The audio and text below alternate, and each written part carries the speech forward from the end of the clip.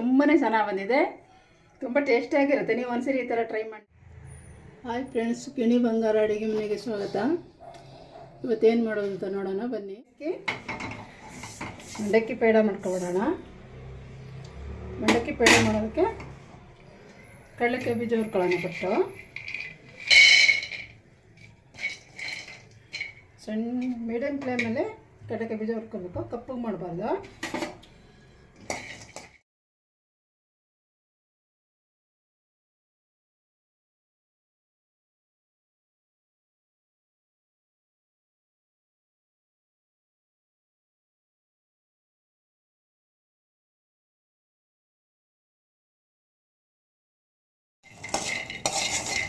ನೋಡಿ ಫ್ರೆಂಡ್ಸ್, ನಾನು 5 ನಿಮಿಷ ಉಟ್ಕೊಂಡಿದ್ದೀನಿ ಮೀಡಿಯಮ್ ಫ್ಲೇಮಲ್ಲಿ.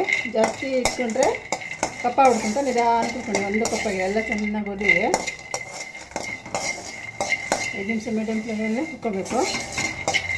ಆಯ್ತು, ಇದು ತಗೊಂಬಿಡೋಣ. ಈಗ ಹುರಗಡ್ಲೆ ಒಂದು ಚಮಚದಷ್ಟು ಹುರಗಡ್ಲೆ, ಒಂದು 4-6 ಗೋಡಂಬಿ ಇದು ಹುರ್ಕೊಂಬಿಡೋಣ. ಸ್ವಲ್ಪ ಸ್ವಲ್ಪ ಬಿಸಿ ಆದರೂ ಸಾಕಿದೆ, ಏನು ಬೇಕಾಗಿಲ್ಲ.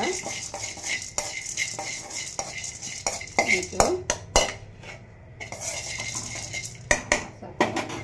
ಸ್ಟವ್ ಆಫ್ ಮಾಡ್ಕೊಳ್ಳೋಣ. ಆಫ್ ಮಾಡ್ಕೊಂಡು ಅದೇ ಬಿಸಿ ಇದೆ, ಕಾವಿದೆ ಸಾಕು. ಅದರಲ್ಲಿ ಮಂಡಕ್ಕಿನ ಸ್ವಲ್ಪ ಬಿಸಿ ಮಾಡ್ಕೊಳ್ಳೋಣ. ಮಂಡಕ್ಕಿ ಕ್ಲೀನಾಗಿ ಹಾಸಿ ಕ್ಲೀನ್ ಮಾಡ್ಕೊಂಡಿದ್ದೀನಿ, ಏನು ಗಲೀಜಿಲ್ಲ.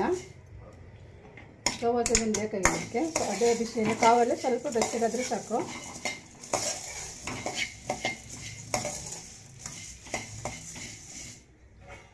ಆಯಿತು, ಹುರಿದಿದೆ ನೋಡಿ.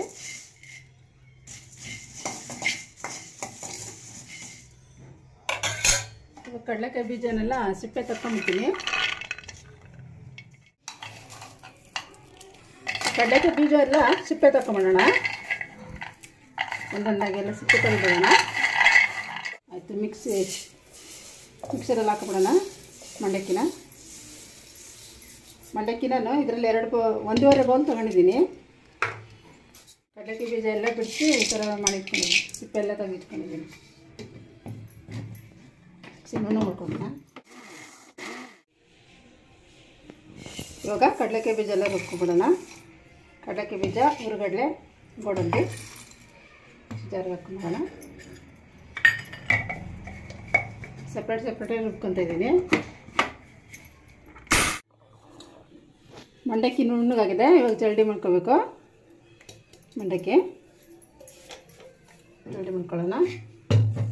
ಮತ್ತು ಇವಾಗ ಹುರುಗಡ್ಲೆನೂ ಆಗಿದೆ, ಅದು ಜಲ್ಡಿ ಮಾಡಬೇಕು. ಅಷ್ಟು ಮಂಡಕ್ಕಿ ಮಾಡ್ಕೊತೀನಿ. ದಪ್ಪದಲ್ಲೇ ಇದ್ದರೆ ಮೇಲೆ ತೆಗೆದುಬಿಡೋಣ ಅಂತ. ಇವಾಗ ಹುರುಗಡ್ಲೆ ಹಾಕ್ತೀನಿ.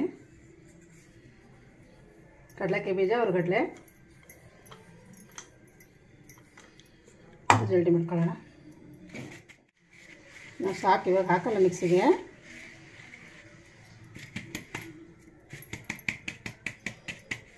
ಅಷ್ಟೇ. ಇವಾಗ ಸಕ್ಕರೆ ಒಂದು ಮಿಕ್ಸಿಗೆ ಹಾಕೊಂಬಿಡೋಣ. ಸಕ್ಕರೆ ಇದರಲ್ಲಿ 1 ಕಪ್ಪು ಮತ್ತೊಂದು ಸ್ವಲ್ಪ ಹಾಕಿದ್ದೀನಿ.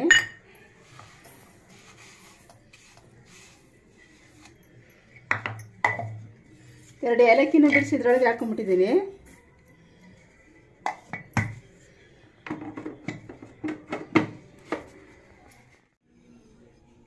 ನೋಡಿ ಫ್ರೆಂಡ್ಸ್, ಸಕ್ಕರೆ ನುಣ್ಣಗೈತೆ. ಇದು ಜಲ್ದಿ ಮಾಡಿಬಿಡೋಣ ಸಪ್ರೇಟು.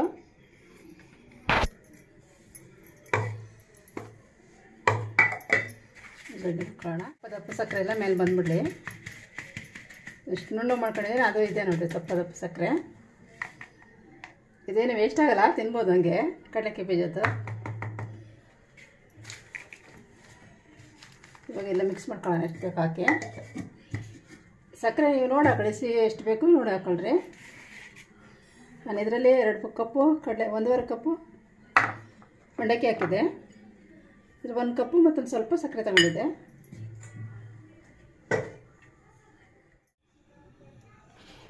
ಆಯಿತು ಫ್ರೆಂಡ್ಸ್, ಸಕ್ಕರೆನೂ ನುಣ್ಣಗಾಯಿತು, ಜಲ್ಡಿ ಮಾಡ್ಕೊಂಡಿದ್ದಾಯಿತು. ಮಿಕ್ಸ್ ಮಾಡೋಣ.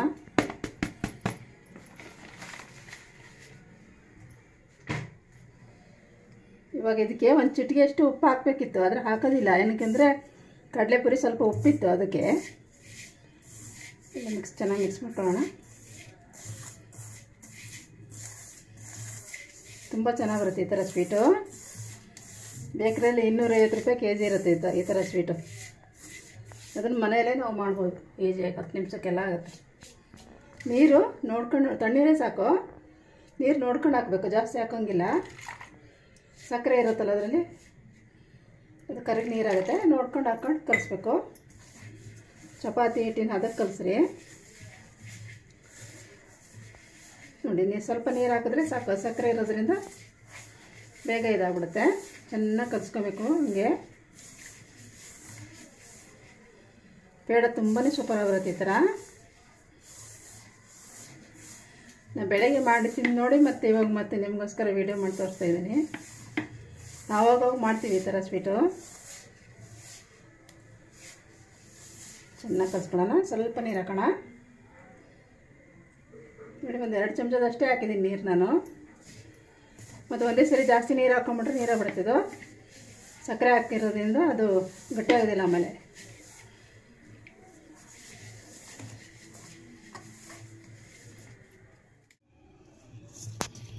ನೋಡಿ ಫ್ರೆಂಡ್ಸ್, ಈ ಥರ ಹದಕ್ಕೆ ಬಂತು ಇವಾಗ.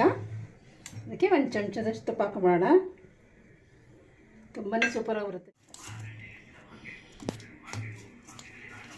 ಆಯಿತು ಫ್ರೆಂಡ್ಸ್, ಇವಾಗ ಇದ್ರ ಮೇಲೆ ಲಟ್ಟಿಸ್ಕೊಂಬಿಡೋಣ.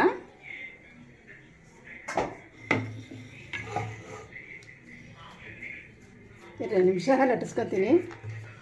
ತುಂಬ ಚೆನ್ನಾಗಿ ಬಂತು ನೋಡಿ. ನೀವು ನೋಡ್ತಾಯಿದ್ರೆ ನನಗಂತೂ ಬಾಯಲ್ಲಿ ನೀರು ಹಂಗೆ ಬರ್ತಾಯಿದೆ. ತುಪ್ಪ ಹಾಕ್ಸ್ಕೊಂಡಿದ್ದೀನಿ.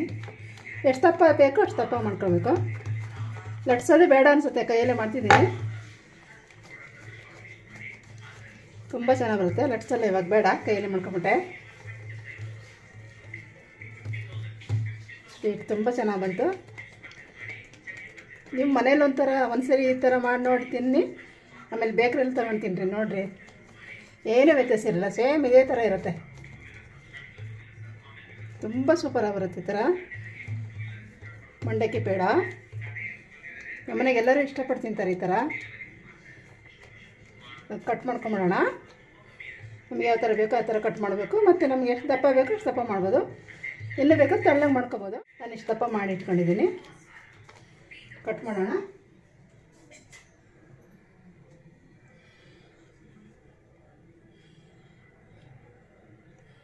ತುಪ್ಪ ಹಾಕಿರೋದ್ರಿಂದ ಇನ್ನೂ ತುಂಬ ಘಮ ಅಂತಿದೆ. ತುಂಬಾ ಸೂಪರಾಗಿರುತ್ತೆ ಫ್ರೆಂಡ್ಸ್.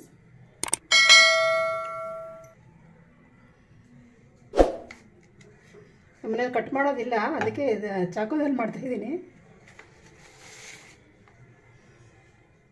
ಯಾವ ಥರ ಬೇಕೋ ಆ ಥರ ಕಟ್ ಮಾಡ್ಕೊಬೋದು.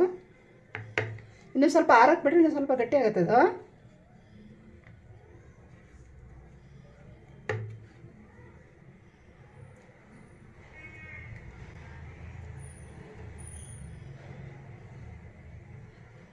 ಬರ್ತಾಯಿದೆ ಅಂತ ತುಂಬ ಸೂಪರಾಗಿರುತ್ತೆ. ತುಂಬ ಚೆನ್ನಾಗಿ ಅನಿಸ್ತಾ ಇದೆ. ತೆಗೆದು ತೋರಿಸ್ಬಿಡ್ತೀನಿ ನೋಡಿ ಫ್ರೆಂಡ್, ಹೇಗೆ ಬಂತು ಮಂಡಕ್ಕಿ ಪೇಡ. ವಾವ್ ಅಂತ ಇದೆ, ಬಾಯಲ್ಲಿ ನೀರು ಹಂಗೆ ಬರ್ತಿದೆ ನೋಡಿ. ತುಂಬಾ ಸೂಪರಾಗಿ ಬರ್ತಾಯಿದೆ. ಇನ್ನೂ ಸ್ವಲ್ಪ ದಪ್ಪ ಬೇಕಾದ್ರೆ ದಪ್ಪ ಮಾಡ್ಕೊಬೋದು ನೀವು.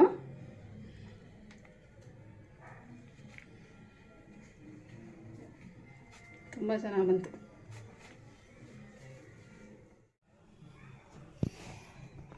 ನೋಡಿ ಫ್ರೆಂಡ್, ಮಂಡಕ್ಕಿ ಹಲ್ವಾ ರೆಡಿ ಆಯಿತು. ತುಂಬಾ ಚೆನ್ನಾಗಿ ಬಂದಿದೆ, ತುಂಬ ಟೇಸ್ಟಿಯಾಗಿರುತ್ತೆ. ನೀವು ಒಂದ್ಸರಿ ಈ ಥರ ಟ್ರೈ ಮಾಡಿ ನೋಡಿ. ಮತ್ತು ನನ್ನ ವಿಡಿಯೋ ಇಷ್ಟ ಆದರೆ ಲೈಕ್ ಮಾಡಿ, ಶೇರ್ ಮಾಡಿ, ಸಬ್ಸ್ಕ್ರೈಬ್ ಮಾಡಿ ಫ್ರೆಂಡ್. ನಮಸ್ತೆ.